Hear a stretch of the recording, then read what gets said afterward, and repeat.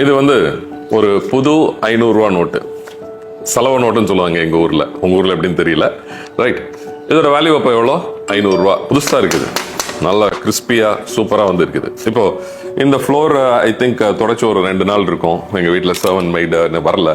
So இப்போ என்ன பண்ண போறோம் அப்படின்னு சொன்னா, ரூபாயை கீழே போட்டு நல்லா வந்து அழுக்காகும். ரைட், பயங்கரமா வந்து அழுக்காயிடுச்சு. அழுக்கானாலும் இன்னும் கிறிஸ்பியா தான் இருக்கு. இப்போ அழுக்கான இந்த 500 ரூபாய்க்கு வேல்யூ எவ்வளோ? ஸ்டில் 500 தான் இல்லையா? Okay fine. இப்போ இது நல்லா வந்து ஃபிளாட்டா சூப்பரா வந்து இருக்கு. இப்போ என்ன பண்ண அப்படின்னு சொன்னா, இது நல்லா கசக்குது. ரைட், இப்போ இது பயங்கரமா கிரன்ச்டு ஆயிடுச்சு. இப்போ திரும்ப இதை விரிப்போம். திரும்ப இதை விரிச்சு சரி பண்ணுவோம். இப்போ என்ன, இந்த 500 வேல்யூ என்ன? Still it is 500 rupees. Right, இதோட மாரல் என்ன அப்படின்னு சொன்னா, நோ மேட்டர் உங்களை பத்தி மற்றவங்க என்ன வந்து நினைச்சாலும், உங்களை பத்தி மற்றவங்க என்ன விதமான ஜட்ஜ்மெண்ட்டுக்கு வந்து வந்தாலும், உங்களோட வேல்யூ மாற போறதே இல்லை.